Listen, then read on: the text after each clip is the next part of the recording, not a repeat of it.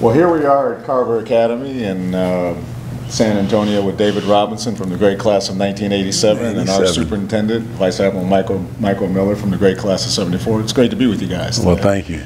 And one of the things we try to do, David, is talk to our alumni about leaders around the country that represent the brand of the Naval Academy, which is leaders to serve the nation. You're certainly one of them. Well, thank you. I want to, first of all, on behalf of all alumni, thank you for the symbol of service and leadership you represent to our Navy and our Naval Academy and to the country. And Admiral Miller, I just want to say this is a first for our alumni. I want to thank you for your service, first of all, and your family. I've worked with you for 18 months, and all I can say to all of our alumni is you're giving us 125% every day. So I really appreciate your time today. And this is a unique conversation for our alumni because typically the superintendent's only in two types of conversations. Guys who are at the top of the class and the guys that are barely making it through the class. Okay, well, I hope I'm somewhere on the, I hope I'm on the upper echelon there. I don't know. I understand, not only did you graduate, but you had a 3.7 at one point. At one point, yeah. So you happen to fit into that role again. Let's not talk about the first semester. That's good. So this is going to be a bit of a conversation between all of us about service and leadership. And first, David, I just wanted to talk to you about your life as a Naval Academy grad.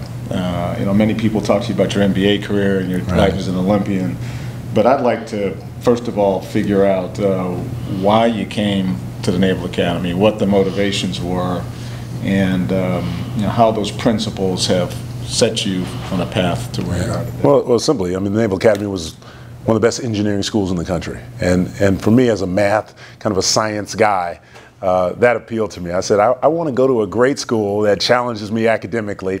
And frankly, I also knew that I needed discipline. I mean, in high school, I was a little bit of an underachiever. Always an indictment on somebody is when they do well on the SATs and their grades are average. So I did fairly well on the SAT, and I said, maybe I'm underachieving just a little bit. I need the discipline. And so that appealed to me, just knowing that if I came in there and they would not let me slide back. And those two things were probably the biggest pull about the Academy. Gotcha. Now, many people dream of being an NBA player, but let's go back in time to when you first entered the Academy. Was it in your mindset to be an NBA player? I'm just trying to communicate with young people now. Yeah, not at all. No, actually, what's funny is in high school, my father told me, he actually, and he was a Navy guy, lifetime Navy guy, enlisted, and he told me, David, you might want to consider not going to the Academy because you have a chance to play professional basketball. And at that time, I was 6'7", I weighed 172 pounds, and I thought, Dad, you are crazy.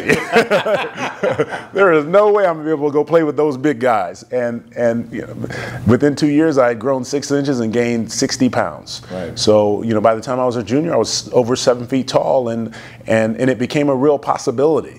But even with that opportunity to leave, I knew that I had a good thing there, and I felt like what I gained from the Naval Academy will last me the rest of my life, and I'll still be 7'1" 5 years from now. So the opportunity, would still be there at the very least, right. And so it made sense to me at the time. Right. So if you were to tell young people today who are coming from all over the country and looking for opportunity, what to aspire to. You represent an MBA icon. Which part of David Robinson would you ask them to emulate at this point as young people, and what would you tell them their aspiration should be? Well, I would tell them first, finish that education. Make that your priority. And even now with my own boys, that's the thing I tell them. I say go to the very best school you can get into, and that's going to set you up and set the stage for the rest of your life. So if they can emulate anything about me, it's that common sense piece that says, basketball may or may not work out, but the education piece will absolutely work out. And just make decisions in your life, with the best information you have, that are the right choices. Do good things, and good things will happen to you. I mean, it's just a simple recipe. Right. Yeah, no question about it.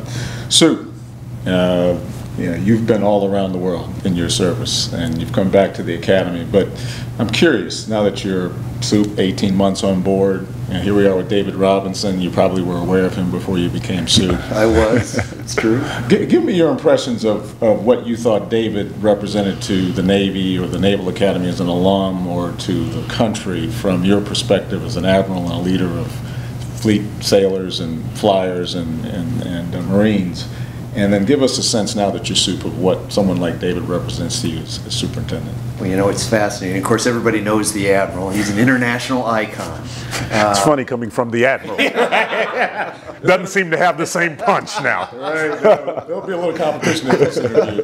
Yeah, but he'll still be in the stand-up contest. I'm sorry. But I think that what I did appreciate was exactly what David stands for, and what he stood for while he was at the Academy. And that, for us, of course, is the brand of the Naval Academy that will attract the future leaders of the Navy and of the nation. And I'll be honest with you, David, I knew that you were a big supporter of the school. I did not realize how generous you had been in support of the school, and I want to publicly thank you for that. Thank you. It makes all the difference. It's a great school, there's no two ways about that. But when I look at the folks that really are associated with the Naval Academy, when you say, well, talk to me about the Naval Academy. Well, you know, people will think of Jimmy Carter, and they'll think of Jim Lovell. They'll think of you.